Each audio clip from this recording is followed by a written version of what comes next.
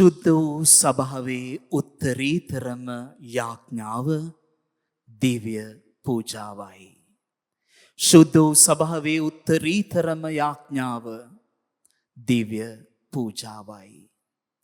ක්‍රිස්තුතුමන් තුළ මා ප්‍රියාදර ප්‍රේමවන්තේනි, අපේ ගමේ පල්ලියේ වාර්ෂික ඥාන කාන්තියේ ඒ දවස් 9 පුරාවටම කොහෙදි හරි තැනකදී ස්වාමින් වහන්සේ ඔබට කතා කරන්නට ඇති. අද මේ බලගතු රාත්‍රියේදී අපි හැමෝම මේ අපේ පල්ලියට එකට එකතු වෙලා එදා සිනගෝගේ ඒ කියපු තෙහිලි ගී වලින් ස්වාමින් වහන්සේට ප්‍රශංසා කරන්නේ හෙට දවසේදී සාන්තාන්තෝනි මුනින්ද්‍රයට අපේ ගමෙන් ලැබෙන උපරිම ගෞරවය දීලා සූදානම් වෙන්නටයි. ඒ කියන්නේ වෙස්පස් එක කියලා කියන්නේ හෙට දවසේ ගමේ මංගල්‍යෙට අපි කරන සූදානමයි. ඒ නිසා අපේ භක්ති අභ්‍යාසයන්, අපි කරන නමෝ මරිය, ස්වර්ගයේ වැඩ සිටින කොන්තය, සාන්තුවර බැතිය, මේ හැම දෙයකින්ම මොකද්ද කරන්නේ? අපිව දිව්‍ය පූජාවට සූදානම් කරවන එකයි. හැබැයි හරි පුදුමයි, දිව්‍ය පූජාවට සහභාගී වෙන්න තියෙන කොන්තය, භක්ති අභ්‍යාස, සාන්තුවර බැතිය සමහර වෙලාවට මේවා නිසා පූජාව අපිට අමතක වෙනවා. ඒ නිසා මේ රාත්‍රියේදී මම ඔබත් එක්ක දිව්‍ය පූජාවේ අපිට මග හැරෙන සියුම් තැන් ගැන භාවනාවකටයි මේ අරගෙන යන්නේ. දිව්‍ය පූජාව කියලා කියන්නේ මොකක්ද? අනේ දැන් බය වෙලා වගේ බලාගෙන ඉන්න එපා. අපි මේ බොහොම සුහදව මේක තෝරා බේරගෙන විසඳ ගන්නට යන්නේ. ඒ නිසා බය වෙලා වගේ බලාගෙන ඉන්න එපා. මාත් එක්ක සම්බන්ධ වෙන්න. සාතන් ඔබේ මනස අවධානය වෙනතකට යොමු කරවන්න උත්සාහ කරાવી. හැබැයි බොහොම කුළුපග විදියට මේ අපේ භාවනාව මෙනෙහි කිරීම මේ රාත්‍රියේදී අපි සිද්ධ කරන්නට ඕන. දිව්‍ය පූජාව කියලා කියන්නේ මොකක්ද? ඔබ අවුරුදු 15ක් දිව්‍ය පූජාවට එන්න ඇති, අවුරුදු 60ක් එන්න ඇති, 75ක් එන්න ඇති. දිව්‍ය පූජාව කියලා කියන්නේ මොකක්ද? දැන ගියොත් කොහෙද? දැන ගියොත් නොදැන ගියොත් හයියෙන් කියන්නකො අම්මෝ කඩලානේ, මීට වඩා නම් කටවල් සද්දෙට තියෙන්න ඕන. දැන ගියොත් කතරගම, නොදැන ගියොත් අතරමඟ. අන්න ඒක නම් දන්නවා. කතරගම ඒව දන්නවා. දිව්‍ය පූජාව මොකද්ද කියන එක සමහර වෙලාවට අපිට දන්නේ නැහැ. එක්වයිනාසී සාන්ත තෝමස් මුනින්ද්‍රයා ගාවට කතෝලිකයෝ දුවගෙන එනවා. ඒ වෙනකොට ප්‍රාණ පරිත්‍යාගීවරේ ඉවරයි. සුද්ධ වූ සභාවට අවසර ලැබිලා එක්වයිනාසී සාන්ත තෝමස් මුනින්ද්‍රයාගෙන් කතෝලිකයෝ අහනවා, පියතුමෙනි, දැන් ප්‍රාණ පරිත්‍යාගීවරේ ඉවරයි. ප්‍රාණ පරිත්‍යාගීවරේ ලබන කෙනෙක්ට විතරයි ස්වර්ගයට යන්න පුළුවන්. දැන් ප්‍රාණ පරිත්‍යාගීවරේ නැතුව කොහොමද අපි ස්වර්ගයට යන්නේ? සාන්ත තෝමස් මුනින්ද්‍රයා ලස්සන උත්තරයක් දෙනවා. උන්වහන්සේ කියනවා, ප්‍රාණ පරිත්‍යාගීවරයෙක් වෙන්න එපා. එක දිව්‍ය පූජාවකට සහභාගී වෙන්න. එක දිව්‍ය පූජාවකට සහභාගී වෙන්න ස්වර්ගයට යන්න පුළුවන් කියලා. ඇයි? ප්‍රාණ පරිත්‍යාගීවරයෙක් වෙනවයි කියන්නේ මම දෙවියන් වහන්සේ වෙනුවෙන් මියැදෙනවා. මම එක පූජාවකට සහභාගී වෙනවයි කියලා කියන්නේ ප්‍රියාදර ප්‍රේමවන්තේනි, උන්වහන්සේ මං වෙනුවෙන් මියැදෙනවා. මේ දේ දැනගෙන දිව්‍ය පූජාවට අපි ඇතුළත් වුණේ නැත්නම් පූජාවේ සම්පූර්ණ තේරුම, හරය, බලය, වරප්‍රසාදය අපිට අත්දකින්නට බැරුව යනවා. එහෙනම් මොකක්ද දිව්‍ය පූජාව කියලා කියන්නේ? ජාකෝමේ ගොන්සාල්වෙස් පියතුමන්ලා හරිම වචනේ දාලා තියෙනවා. දිව්‍ය පූජාව, දෙවියන් පූජා වෙන තැන. දෙවියන් පූජා වෙන තැනට ඇවිල්ලා උන්වහන්සේ ආරාධනා කරන්නේ ඔබටත් මටත් පූජා වෙන්නටයි. මොකද්ද දිව්‍ය පූජාව කියලා කියන්නේ? මම ප්‍රශ්න අහනවා. මේ මයික් එකේ වයරක දිග තිබුණා නම් මම පිටිපස්සටත් එනවා. මොකක්ද දිව්‍ය පූජාව කියලා කියන්නේ? දෙවියන් පූජා වෙන තැනයි. අර කුරුසේ වෙච්ච දේ, කල්වාරියේ වෙච්ච දේ නැවත නැවත වෙන්නේ නැහැ. හැබැයි අන්තිම රාත්‍රී භෝජනය අපි නැවත නැවත සිද්ධ කරනවා පූජා වත්පිළිවෙත හරහා. මේක කල්වාරියට සම්බන්ධ වෙනවා. උන්වහන්සේ කැඩුනේ කොහොමද? අපි පූපය කඩනවා. උන්වහන්සේ ලේ වැගුරුවේ කොහොමද?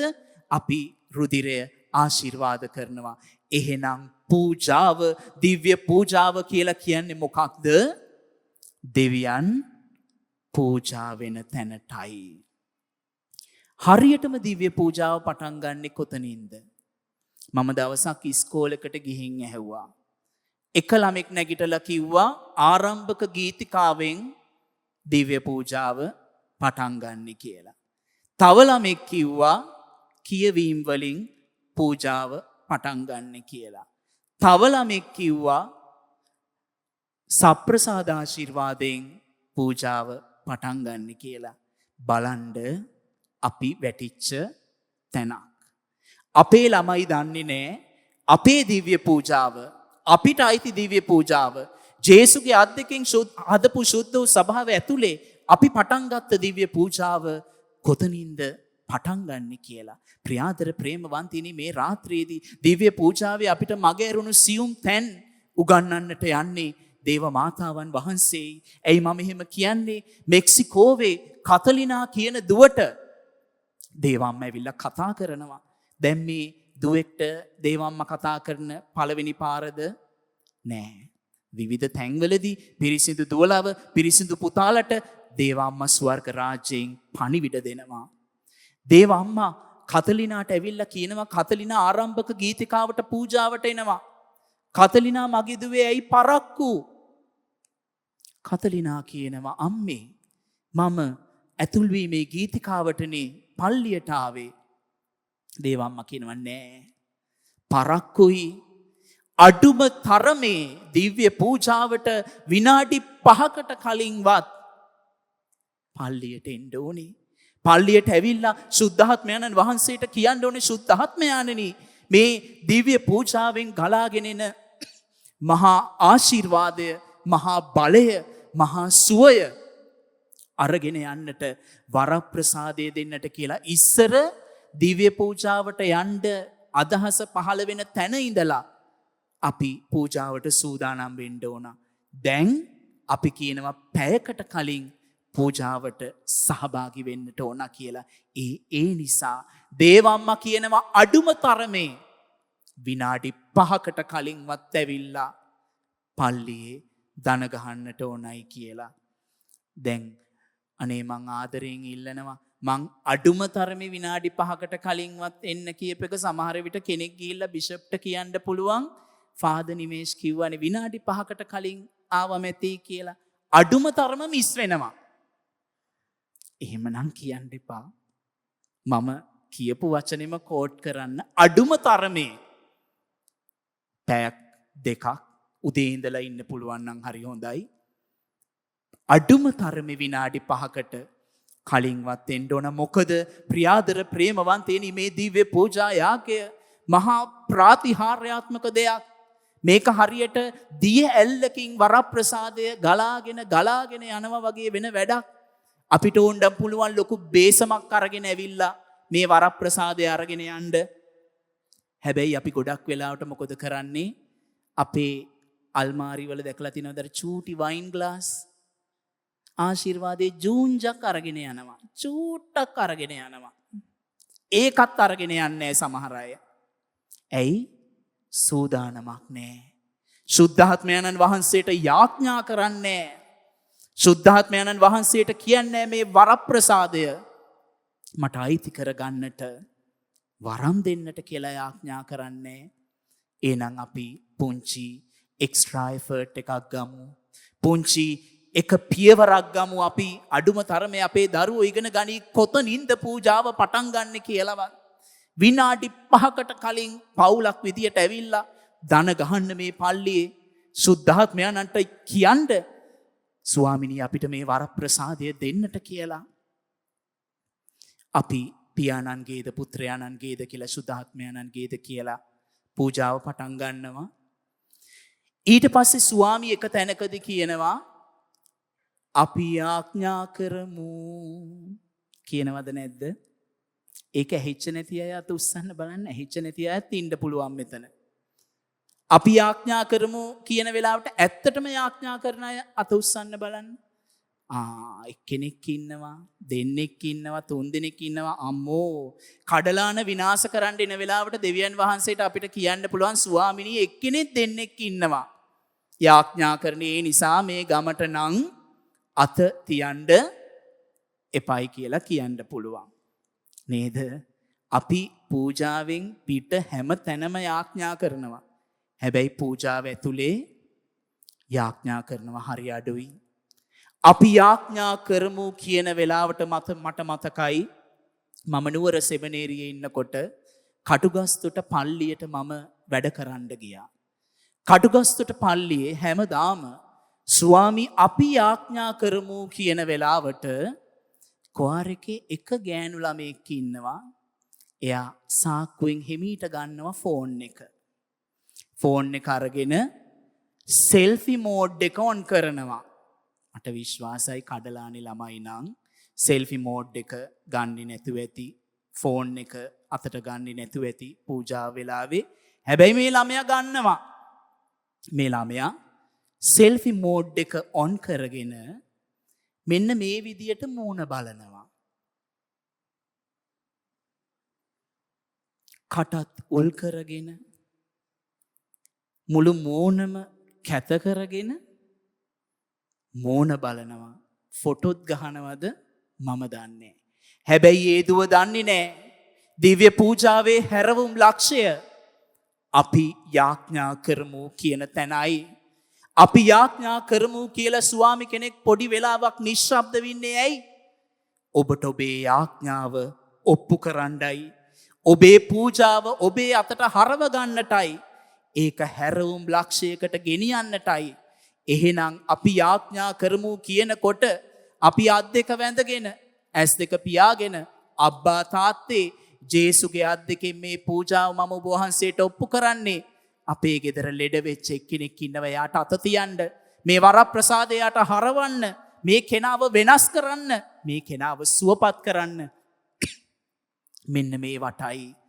එහෙනම් අපි යාඥා කරමු කියනකොටම අත් දෙක වැඳගෙන ඇස් දෙක පියාගෙන ජේසුගේ අත් දෙකෙන් මේ පූජාව ස්වර්ගයට අපි ඔප්පු කරන්න ඕනේ. නැත්තං ආවෝ ගියෝ පුටු රත් කරලා හිස් අතින් ඇවිල්ලා හිස් අතින්ම කිසිම වරප්‍රසාදයක් අයිති කර නොගෙන ගෙදර යන හිස් මිනිස්සු අපි. හැම පූජාවක්ම යාඥා දහසකට ඔප්පු කරන්න ඕනේ. නැත්තම් මේ යාඥාව මේ පූජාව උත්තරීතර යාඥාවක් වෙන්නේ නෑ. මේක හිස් දෙයක් බවට පත් වෙනවා. අපි ඊට පස්සේ පූජාවේ විශාල තැනකට එනවා. පළවෙනි කියවීම කියලා කියන්නේ මොකක්ද? මොකක්ද පළවෙනි කියවීම කියලා කියන්නේ? හරි. මට උත්තර දෙන්න හයියෙන්. දේව වාක්‍යයේ සේය. මොකද උත්තරේ? ඇයි අපි දෙවියන් වහන්සේට ස්තුතියි කියන්නේ? කියවීම කියන්නේ මාරියක් කණං. ඇයි අපි දෙවියන් වහන්සේට ස්තුතියි කියන්නේ?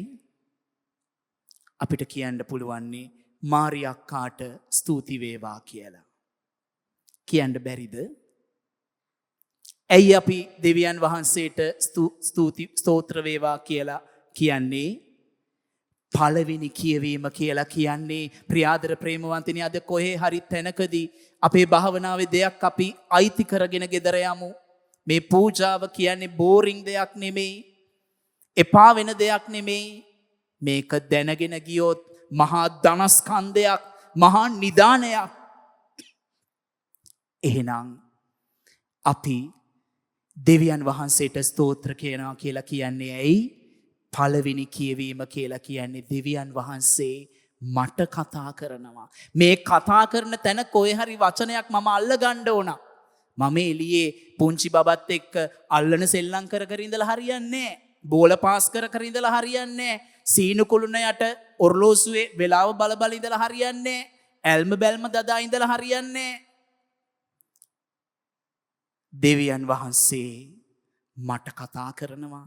හැබැයි හරියට අර නිකන් හේදිලා යනවා වගේ මගේ මනසට ගෝචරය වෙන්නේ නැත්තම් දෙවියන් වහන්සේ අසරණ වෙනවා. පළවෙනි කියවීම කියලා කියන්නේ දෙවියන් වහන්සේ මට කතා කරනවා. පිළිතුරු ගීය කියලා කියන්නේ මම උන්වහන්සේට කතා කරනවා. සුවිශේෂය කියලා කියන්නේ මොකක්ද? ජේසු මට කතා කරනවා. හරි පුදුමයි. අපි සම්ප්‍රදායික කතෝලිකයෝ වෙලා සමහර වෙලාවට අපේ පූජාවල් වල දිග පළල අපි මනින්න යන්නේ දේශනාවෙන්. අරෆාදගේ දේශනාව හොඳයි නම් පූජාව හොඳයි. පූජාව තියන්නේ එකම ජේසු. මේ ෆාදගේ දේශනාව හරිනේ, පූජාව හරිනේ. හැබැයි මට දෙවියන් වහන්සේ කතා කරන එකක් වැදිලත් නෑ. මම උන්වහන්සේට කතා කරලත් නැහැ. ජේසු මට කතා කරලත් නැහැ. බලන්න මේවල තියෙන තේරුම්. මේවා මිස් කරගන්න බෑ.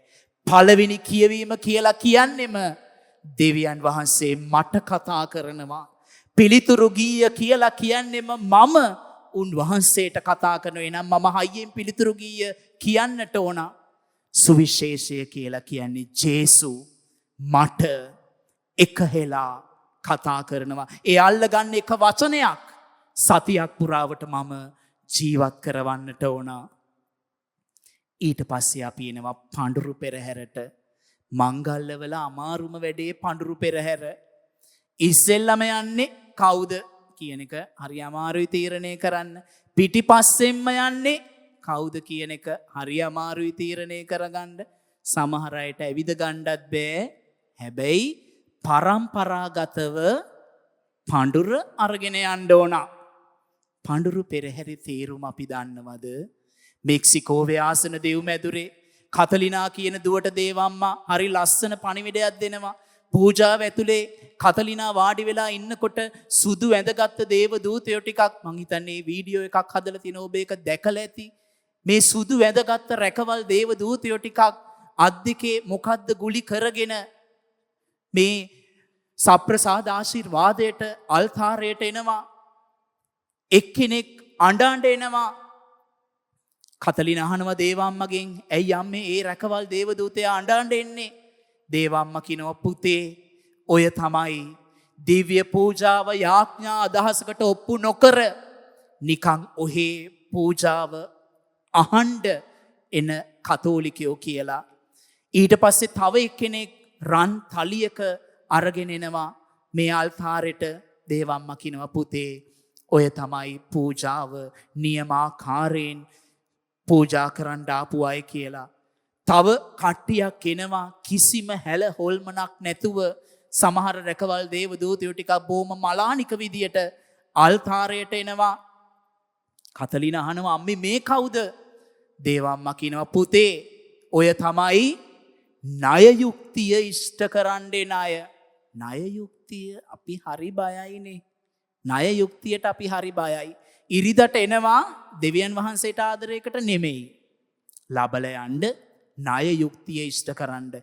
දේවම්ම කියනවා, ණය යුක්තිය ඉෂ්ට කරන්න එන දෙවියන් වහන්සේට ආදරය නොකරන කිසිම කෙනෙක්ට පූජාවෙන් ගලාගෙන එන ගැලවීම හම්බ වෙන්නේ නැහැයි කියලා. ඒ නිසා ප්‍රියාදර ප්‍රේමවන්තේනි, මේක මහා නිධානයක්. අපි විනාඩි 5කටවත් කලින් ඇවිල්ලා සුද්ධාත්ම වරම් මැද්දේ අපේ පූජාව යාඥා අදහසකට ඔප්පු කරන තැන තමයි මේ පූජාව ලියලන්නේ. මේ පූජාව වරප්‍රසාද ජනක වෙන්නේ. ඊට පස්සේ අපි ආයෙත් එනවා පඳුරු පිදීමෙන් පස්සේ ලස්සන තැනකට. වචනය තෙමද මාංශගත වුණේය. වචනයම මාංශය බවට පෙරලෙනවා. ඇත්තටම සප්‍රසාද වහන්සේගේ ජේසු ඉන්නවයි කියලා ඔබ විශ්වාස කරනවද? කවුද මේක කිව්වේ? මොන පාප්තුමාද මේක කිව්වේ? මොන කාදිනල් තුමාද මේක කිව්වේ? මොන ස්වාමිද මේක කිව්වේ? සප්‍රසාද වහන්සේගේ ජේසු ඉන්නවයි කියලා කියන්නේ ඔබ මම නෙවෙයි. ජේසුමයි. ජේසුගේ අන්තිම රාත්‍රී භෝජනයේදී උන්වහන්සේමයි කියන්නේ මේ මගේ ශරීරය, මේ මගේ රුධිරය කියලා. ඇත්තටම සුදෝසුදු පෝපයක්, මිදියුෂ ටිකක් ජේසුගේ ශරීරයට රුධිරයට හැරවෙන්නේ මොන වෙලාවේද? මොන වෙලාවේද? ජේසු කියපු වචන ටික ඇස්පිල්ලක් පාපිල්ලක් වරද්දන්නේ නැතුව ස්වාමි කෙනෙක් පූපේ අරගෙන මදක් නැමිලා මේකට උච්චාරණය කරනකොට මුමුණනකොට මතුරනකොට තමයි එතනට ජේසු එන්නේ. ඊට පස්සේ මේ පූපය උඩට ඔසවනකොට හරි පුදුමයි. අපේ කතෝලිකයෝ කෙලින්ම බෙල්ල සාක්කුවේ දාගන්නවා නැද්ද? කඩලානේ අය බෙල්ල ඔඩොක්කුවට දාගන්නවද මන් දන්නේ. මම නම් දැකලා තියෙන්නේ කෙලින්ම ඩෝංගාලා නෑ. ස්වාමි කෙනෙක් පූපේ ඔසවනකොට හෙට මංගල්‍ය දවසෙන් මේ වැඩේ පටන් ගන්න. ස්වාමි කෙනෙක් පූපේ ඔසවනකොට ඒ පූර්ණ නිරාවරණය ඒක දිහා බලන්න. මතකදරේ ආඥාව, මතකදරේ ආඥා අදහස පූජාව ඔප්පු කරපු කියන්න ස්වාමිනී මේකට අත තියන්න, මේක ආශිර්වාද කරන්න, සුවපත් කරන්න, මේ ණයතුරුස් වලට අත තියන්න. ජේසු දිහා බලන්න. ජේසු දිහා බලලා මේ යාඥාව ජේසුට ඔප්පු කරලා ස්වාමි වඳින කොටයි ඔබ මම වඳින්නට ඕන, වන්දනාමාන කරන්නට ඕන. සප්‍රසාද ආශිර්වාදයෙන් පස්සේ ඔන්න එනවා විවේක කාලය. නේද? මම දැකලා තියෙනවා එළිය ළමයි තැන් වලට යනවා, එහෙ මෙහෙ යනවා. සප්‍රසාද ආශිර්වාදයෙන් පස්සේ අපි සභා කීයකට යාඥා කරනවද? සභා 3කට යාඥා කරනවා. මුලින්ම යාඥා කරන්නේ සටන්කාමී සභාවට. කවුද සටන්කාමී සභාව? ඔබ මම. පාප් වහන්සේට යාඥා කරන අය අත උස්සන්න බලන්න. පාප් වහන්සේට යාඥා කරන්න, කාදිනලුන් වහන්සේට යාඥා කරන්න. ඔබ මම පාපයත් එක්ක කරන සටනේදී ඒ සටනට යාඥා කරන්න. ප්‍රියාදර ප්‍රේමවන්තනි, ඊට පස්සේ අපි එනවා දුක් විඳින සභාවට. පූජාව ඇතුලේ ඔබ අතර මිය ඇදුණු අයට ඔබ යාඥා කරනවද? මම නම් අපේ පරම්පරාවේ මිය ගිය අයට, මගේ අත් දෙකෙන් පොළවට පස් කරපු අයව මතක් කරලා ඒ අයගේ ආත්මවලට සැනසීම ඉල්ලලා යාඥා කරනවා.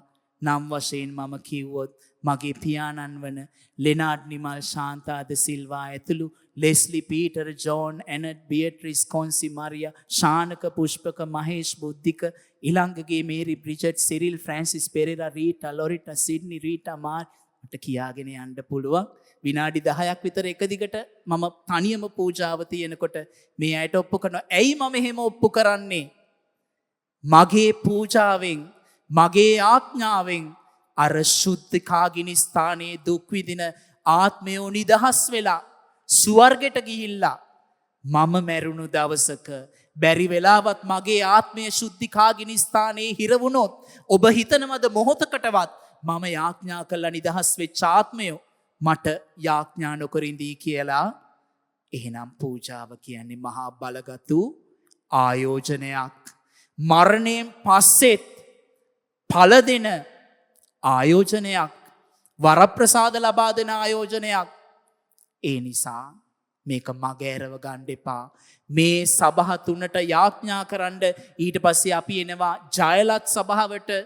අපි ගොඩක් දෙනෙක්ට ජයලත් සභාවේ අපි අන්තෝනි මුනින්ද්‍රයාට ආදරේ ඇති, සාන්ත සෙබස්තියන් මුනින්ද්‍රයාට ආදරේ ඇති. මේ ආදරය තුලයි අපි ගමනක් යන්නට ඕන. ඊට පස්සේ මේ දිව්‍ය පූජාවේ අවසානයට අපි එනවා. අවසානයේ අන්තිම ආශිර්වාදය ස්වාමි කෙනෙක්ගෙන් අපි ගන්නට ඕන. නැත්තම් හරියට ජුදාස් පැටව් ටිකක් වගේ පළවෙනි පූජාවෙන් ජුදාස් මගින් ගියා වගේ අපිත් පූජාව දාලා යනවා. ඒ නිසා යන්න එපා. අවුරුද්දටම ගණන් කරොත් ඉරිදාවල් වල අපි උන්වහන්සේට දෙන්නේ පැය 79යි. සතියට දෙන්නේ එක පැයයි බොහෝ දුරට. ඒ පැය දෙන්න පැකිලෙන්න එපා. මගින් යන්න එපා. ජුදාස් පැටව වෙන්න එපා. ආශිර්වාදයකටත් වඩා සාතන්ගේ ග්‍රහණයකට, සාතන්ගේ මහා බලයකටයි අපි ගොදුරු වෙන්නට යන්නේ මොනෝතින්. ඒ නිසා පූජාව අවසානයේ ස්වාමි දෙන ආශිර්වාදය අයිති කරගෙන, ඔළුව නමලා අයිති කරගෙන ඔබ ගෙදර යන්න. සාන්ත ජෝන් මේරි වියානි මුනින්ද්‍රයා එයාගේ පළවෙනි පත්වීම අරගෙන පල්ලියකට යනකොට එයාට පාර වරදිනවා. පාර වැරදිලා එයා කියනවා සෙල්ලම් කර කර හිටපු පුතෙක්ට, පුතේ මට පල්ලියට යන පාර පෙන්නන්න, මම ඔයාට ස්වර්ගයට යන පාර පෙන්නන්නම් කියලා. පල්ලියට එන වාරයක් පාසා අපි ස්වර්ගයට යන පාරයි හොයාගන්නේ. එහෙනම් ප්‍රියාදර ප්‍රේමවන්තේනි, දිව්‍ය පූජාව කියන නිදානය ඔබ හෙට ඉඳලා, අද ඉඳලා මහා අර්ථයක් ඇතුව, තේරුමක් ඇතුව මේකේ වරප්‍රසාදය අරගෙන ගෙදර යන පුතෙක්, දුවෙක්, ස්වාමි පුරුෂයෙක්, බිරිඳක් බවට පත්වෙන්න මේ භාවනාවේ අපි අපේ ජීවිතවලට හැරෙමු. ස්වාමින් වහන්සේ පූජා වෙන දිව්‍ය පූජාවට අපි එන හැම වෙලාවකම උන්වහන්සේ අපෙන් අහන්නේ එක ප්‍රශ්නයයි. පුතේ, ඔබ දෙවියන් වගේ පූජා වෙන ස්වාමි පුරුෂයෙක්ද? ඔබ දෙවියන් වගේ පූජා වෙන බිරිඳක්ද? ඔබ දෙවියන් වගේ පූජා වෙන දුවෙක්ද, පුතෙක්ද? පල්ලියට එන්න. ස්වර්ග රාජ්‍ය ස්වාමින් වහන්සේ ඔබට පෙන්වාවි. ඒ නිසා මේ මෙහෙය මේ පුරාවටම අපි යාඥා කරමු. අපේ ගමේ දුවල පුතාලට ආයෙත් පල්ලියට එන පාර මතක් වෙන්නට කියලා. දිව්‍ය පූජාවේ අගය දැනෙන්නට කියලා. දිව්‍ය පූජාවේ වර ප්‍රසාදය තුළ ජීවිත වෙනස් වෙන්නට කියලා. තව දුරටත් දේව කැඳවීම් බිහි වෙන්නට කියලා. මේ පූජාව ඇතුලේ ස්වර්ග රාජ්‍ය හොයාගන්නට වරම් ලැබෙන්න කියලා අපි යාඥා කරමින්, දෙවියන් පූජා වෙන තැන මටත් පූජා වෙන්න පුළුවන්ද කියන ප්‍රශ්නෙට උත්තර හොයමු. දෙවියන් වහන්සේ පූජා වෙන තැන මටත් පූජා වෙන්න පුළුවන්ද?